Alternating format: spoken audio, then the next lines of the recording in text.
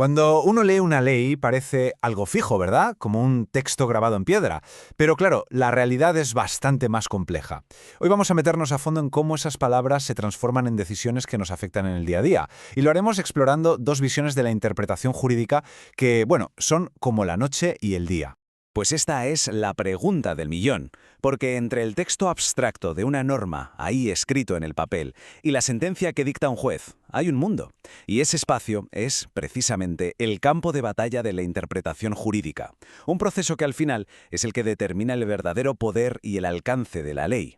Para poder entender todo este debate tenemos que partir de una base, el positivismo jurídico. Dicho de forma sencilla, esta corriente se enfoca en el derecho tal y como es, no como nos gustaría que fuera. Sostiene que el derecho y la moral, aunque a veces se toquen, son cosas distintas y que se pueden y se deben analizar por separado. Bien, aquí está nuestra hoja de ruta para hoy. Empezaremos con esa base positivista, luego viajaremos al siglo XIX para conocer a Savigny y su búsqueda de una única verdad. Después daremos un salto al siglo XX para ver cómo Kelsen lo puso todo patas arriba. Analizaremos qué significa de verdad interpretar y cerraremos con una pregunta que lo cambia todo. ¡Vamos al lío! Vale, nos vamos a la Alemania de principios del siglo XIX. Allí, un jurista importantísimo, Friedrich von Savigny, quiso poner un poco de orden en el, hasta entonces, caos de la interpretación. Él creía firmemente que interpretar una ley era como hacer ciencia. Se trataba de descubrir algo que ya estaba ahí, simplemente oculto en el texto. Esta frase es la clave de todo. Para Savigny, el objetivo no era inventar nada, era reconstruir. El juez tenía que ser como una especie de arqueólogo que desenterraba el pensamiento exacto y original de quien escribió la ley. Solo había una respuesta correcta, y estaba ahí, esperando a ser encontrada. Y para lograr esa reconstrucción, Savigny propuso una especie de caja de herramientas con 4 instrumentos que, ojo, eran inseparables. Primero, lo básico, el análisis gramatical, las palabras, luego la lógica, cómo se conectan las ideas. Después, un viaje en el tiempo, entender el contexto histórico. Y por último, ver cómo esa ley, esa pequeña pieza, encaja en el gran puzzle de todo el sistema jurídico. El resultado de usar bien este método, según Savigny, era la certeza. Daba una tranquilidad tremenda pensar que, con el sistema adecuado, cualquier juez, en cualquier lugar, llegaría siempre a la misma y única conclusión correcta. Una visión del derecho muy ordenada, muy predecible. Y entonces llegó el siglo XX, y con él Hans Kelsen, uno de los juristas más influyentes de la historia. Kelsen miró todo esto y dijo que era una ficción, que esa búsqueda de la única respuesta correcta no era ciencia, era una ilusión muy bien montada. Kelsen le dio la vuelta a la tortilla, propuso una idea totalmente rompedora. La ley no es un punto de llegada, un destino, no, la ley es un marco. No te da la respuesta, te da un abanico de respuestas posibles. Esta es la idea central de Kelsen, y es potentísima. Las palabras, por naturaleza, son ambiguas. Pretender que una ley significa una sola cosa es una ficción. Una ficción útil, sí, claro. ¿Para qué?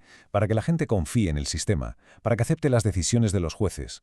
Pero una ficción, al fin y al cabo. Pensemos en esa metáfora del marco, que es genial. Una ley, por ejemplo, el Código Penal, no le dice al juez exactamente qué pena poner. Le da un marco, de 10 a 15 años de prisión. Entonces, cualquier sentencia dentro de ese marco, ya sean 10 años, 12 o los 15, es igual de válida, es correcta desde el punto de vista jurídico. Y con esto llegamos al corazón de la revolución de Kelsen, porque si la ley es un marco con varias opciones válidas, la pregunta es, ¿cómo se elige una de ellas? ¿Y la respuesta? Bueno, la respuesta lo cambia absolutamente todo. Aquí está el gran choque. Para Savigny, el juez es como un científico. Su trabajo es conocer, descubrir esa verdad que ya existe. Para Kelsen, en cambio, el juez es una autoridad que quiere, que elige una de las varias verdades posibles. La interpretación de repente deja de ser un acto pasivo de descubrimiento y se convierte en un acto activo de creación de derecho, pura y dura.